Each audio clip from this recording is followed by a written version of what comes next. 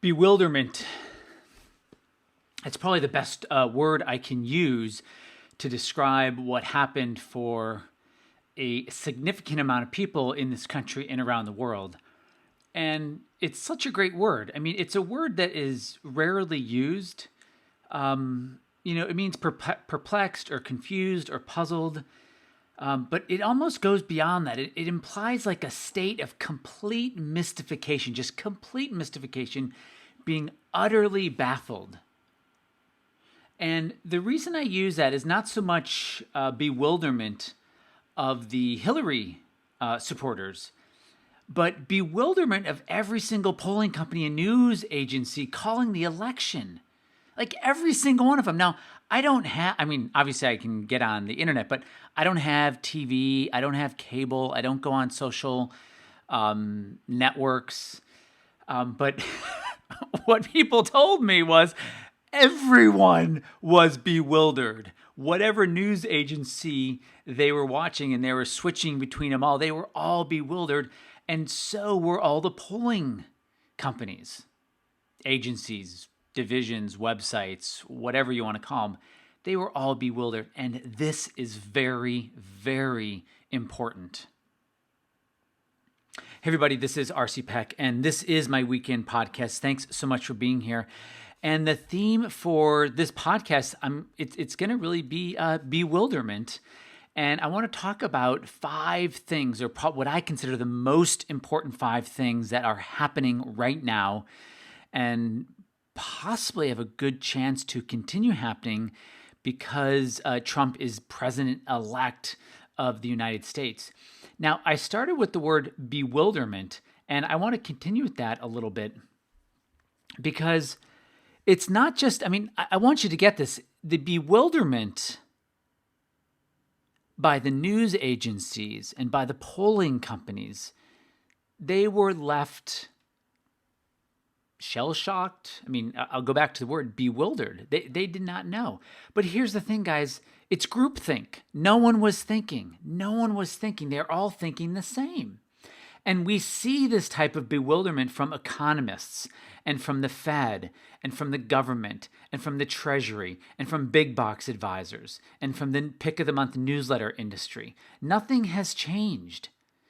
Those PhDs from the University of Chicago and the rest, the Fed, the big box advisors, they were bewildered when the market fell 50% in the year 2000 and when the market fell 58% between 07 and 09. They were bewildered. And they're going to be bewildered again because none of them are thinking. And all those fear-mongering newsletters, those pick-of-the-month newsletters that want to scare the heck out of you and tell you that the world's going to end, and if Trump gets elected, the market's going to crash 20% overnight. The numbers were crazy, and they were all over the place. Yeah, they were all wrong. You know why? Because the market went up. Now, specifically the U.S. stock market, we'll talk about that. It went up. So let's talk about the 5 most surprising things, and I've touched on one of them. The first is they were all wrong. These are a handful. These are 7 polling companies, and these are the percentages that they thought Hillary was going to win by, or was going to win. So the Princeton Election Consortium, whatever that is, gave Hillary a 99% chance of winning. 99! So just a 1% chance. That's insanity. 538.org, which I kind of used to respect, they gave Hillary a 72% chance. Now, this was not a year before the election. This was the day before, 24 hours before, and they all got it wrong. And the reason that this is important, guys, it's not about polling or CNN or CNBC or MSNBC or any of them, even Fox, any of them. None of them had Trump to win. Is because the same thing's going to happen with big box advisors. And the same thing's going to happen with pick of the month newsletters. And the reason I put in the pick of the month newsletter industry is because they just keep giving you new picks and new picks and new picks and new picks and new picks. They're not giving you the big picture. They're just going to keep giving you new picks. Well, the market's going to fall, but I'm still going to give you new picks. It's not going to help. So the first biggest surprise was everybody got it wrong. Okay, so the second one, look, when a government prints trillions of dollars and drops interest rates to zero, and the benefit of those actions only go to the protected, right? The top 1, 2, maybe even the top 3%, but for sure the top 1 or 2 of the 1 or 2% of the public, then you better darn well expect the bottom 97% to get really pissed off and to say enough. You want to know who elected Trump? Well, yes, angry white people in the Midwest. Like, that's the throwaway. That's kind of like the throwaway term. I heard someone call it a white lash. And again, that's just a throwaway term. Who elected them? Two things, and I'll say two things. I'll say one of them now, and I'll hold the other one for a minute or two. But you know who elected Trump? Is the U.S. government. The U.S. government that printed $3 trillion and dropped interest rates to zero. The U.S. government that had a TARP program, which I think it's $770 billion. That did not go to anyone in the Midwest. That did not go to people making $3,000 a month and getting by and figuring out how to make things work. The U.S. government elected Trump. That's who elected him. Now, I will say this. Those unprotected people, the bottom 97%, they collectively said enough to Washington, D.C. And every time Trump opened his foul-mouthed, misogynistic, xenophobic mouth, yes, he says those things. People didn't hear that. People didn't hear the foul words. What they heard every time was, I am not them. I am not Washington, D.C. I am not Hillary. I am not the people that did this to you. That's what they heard. This is critter brain stuff. The critter brain of all the people, not all, that's ridiculous. Of course it's not all. Of a significant amount of people that voted for Trump, what they heard every time Trump opened his mouth was, I am different. I am different. I am not them. We've tried the Washington, D.C. way for 50 years or 60 years or 70 years. I don't know when, but it wasn't always career politicians that ran to be president. Maybe it was the last 100 years, but it wasn't always this way. And so what he said when he opened his mouth, not with the words, but with the tone and the intention was, I am not them. And that is what they voted for. They voted for not them. Now, I will say this. In 4 years from now, the most disappointed class, ethnic group of people in this country will be middle class and working class and lower middle class and lower working class white people. I'm not disrespecting them. I'm simply saying they will be disappointed. Now, yes, Trump will probably put some sort of works bill together to fix, and we need the roads and the bridges and the electrical grid fixed, right? So maybe at first they'll get a bump, but at the end of the day, they have to help themselves, and a lot of them are not. And please hold your hate mail. I grew up in Illinois. I grew up in the quote-unquote flyover states. I went to school in the Quad Cities. Go pull up a map and look where the Quad Cities are. It is dead center in the middle of the country. We're talking blue-collar, hard-working people. I know what it's like. I went to church every Sunday from 0 to 22. Well, actually 18, because when I turned 18, I stopped going to church. I understand. These are my people, meaning where I came from. My parents are from Kenosha, Wisconsin. My grandparents worked on the assembly line of GM. I get the anger and the rage. Now, I happen to have left the Midwest and moved to a coast and found, brighter, better pastures. But I understand the pain because I am one of 30 cousins. I have many, many uncles and aunts, and I understand the frustration. But at the end of 4 years, I think they're going to be disappointed. Just how Black Americans, I'm willing to bet, are disappointed after 8 years of Obama. I do not think Black Americans are better off 8 years after a Black president.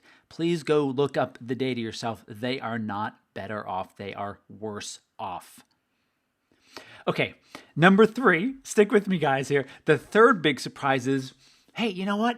the market didn't crash. Specifically, the US stock market didn't crash. The red dot is election, and since that, the S&P went higher. Small cap went way higher. Biotech went way higher. Industrials went way higher. And financials went way, way higher than what you're seeing on the screen.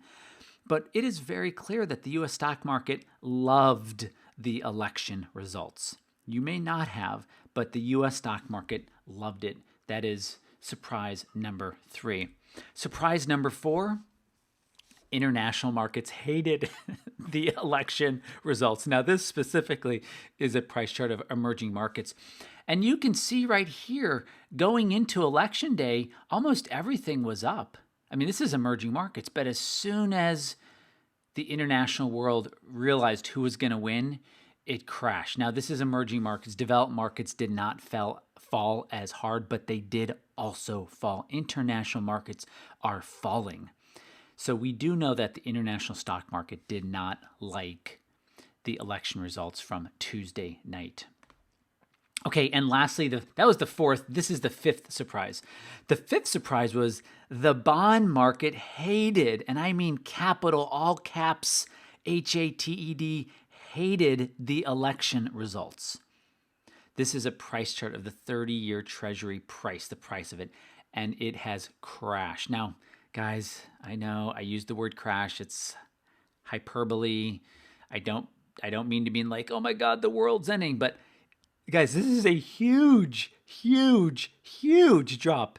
The yield increase that happened the following day is the largest yield increase in U.S. history.